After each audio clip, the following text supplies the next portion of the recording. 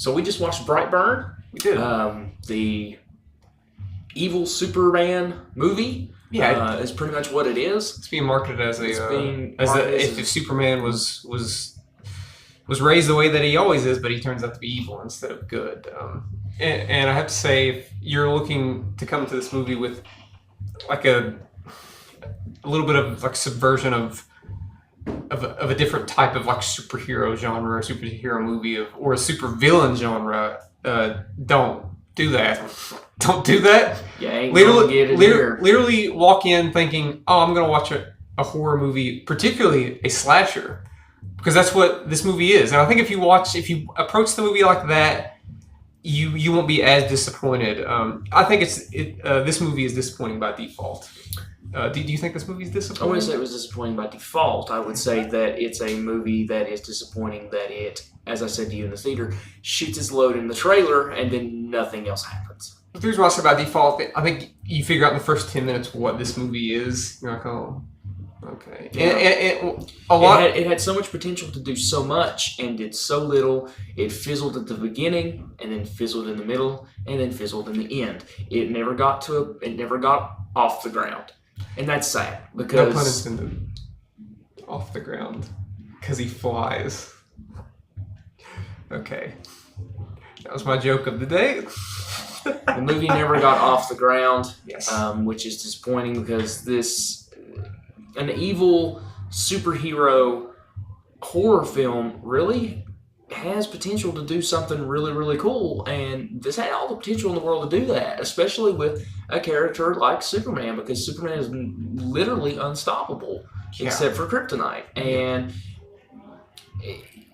it's disappointing because there's so much you could have done with the film, and it goes nowhere. I think a big problem, I think it's actually the biggest problem with this movie is its runtime, because it's at about 90 minutes, yeah, and I think if you maybe not even just adding cool stuff during the movie to expand upon our character, because this isn't even a character study. It's just this kid's evil almost immediately, and you don't care for him, so it's just like he's just going to wreak havoc the whole movie. And the actors do a fine job, but script-wise and dialogue-wise, it's pretty weak, honestly. I'm going to agree, you never feel anything toward any character in the film. I mean, they don't give you enough. You could feel something for Elizabeth Banks, but they don't give you enough. It's just bland, and it's one of those, and honestly, it's like you said, it was a slasher film. It's a slasher movie.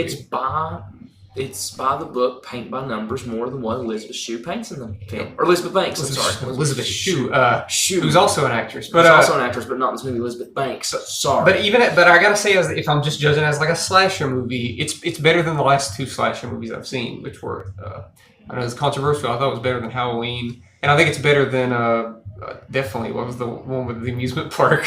Hellfest. Well, God.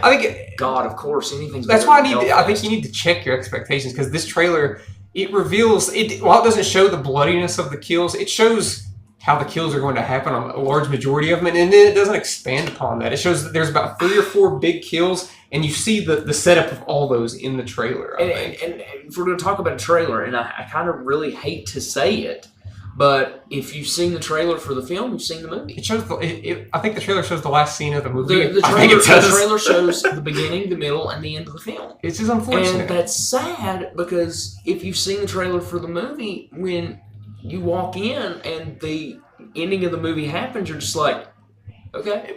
Like, you feel nothing watching it. It's mindless. It gets to a point where your enjoyment of this movie will completely come from how much you enjoy the gore in this movie. That's literally the only thing that's the only thing I can think of, because there's nothing beyond that. Even in that aspect, though, the gore isn't off the page. No, but there is a couple of cool, interesting. There's a couple cool, interesting bits of gore. Fine. Yeah, it's just. Listen, I'm reaching here. I'm reaching for stuff here. I can't reach for anything. And I didn't find any enjoyment in it whatsoever. I didn't hate the movie, and I wasn't bored. It's just right off the get go, I was like, man, they are flying to get to where, like, no pun intended again, they're flying to get to what they're wanting to do here. Yeah. It reminded me of this newest season of Game of Thrones, where they're just rushing. And I'm like, if you just take the time to build upon this, we get to know this character. Something like a movie like Chronicle, which deserves a sequel, where characters develop these powers, and you see them be good, but then you see the downfall of one of them. And it's actually kind of tragic and sad. This doesn't exist. This kid is just kind of evil. There's almost like a switch turns in the first 5 to 10 minutes, and he's kind of just bad the rest of the movie. And the thing of it is, too, is that we were talking about how the trailer shows the movie, and you see the ending of the movie in the trailer pretty much. And that's not a spoiler. If you watch the movie, that's just the way it is. Yeah. And so it sets up for a sequel, and quite frankly, I hope we don't get one. Because it literally would have to be, it would have to be like 130 minutes. In order to be enough payoff for this movie. I actually think a sequel would be better than this movie. I don't think it would. Listen, I thought the coolest aspect of the movie is a post-credit scene. Fine. It's literally after the movie is ended, it's a post-credit scene, and it's almost like taking the piss out of it a little bit, sort of like a joke, and there's even a cameo by an actor that I know that you love. It shows something that I'm like, man, if we would have got that movie, seen that level of destruction, I think that would have been more interesting. This is so surface level, and you don't care about the lead character, so there's nothing on. It is literally it's Michael Myers flying around. It's Michael Myers as a supervillain. And the problem with that is that we don't have the problem. And here's the problem with having Superman as a bad guy, especially in this movie. He's unstoppable. You feel like no one has a shot. No one has a shot. And like at least in Michael Myers and Freddy Krueger and the Jason films and Scream and all these other slasher films, the protagonists have a chance to do something. In this movie, it's just like how much. It's just you know what it reminds me of? It reminds me of the Saw films. And hold on, that Jigsaw always has the upper hand on everybody. Yeah. So usually everybody ends up dying. Yeah. Just the way it is. You can't beat him.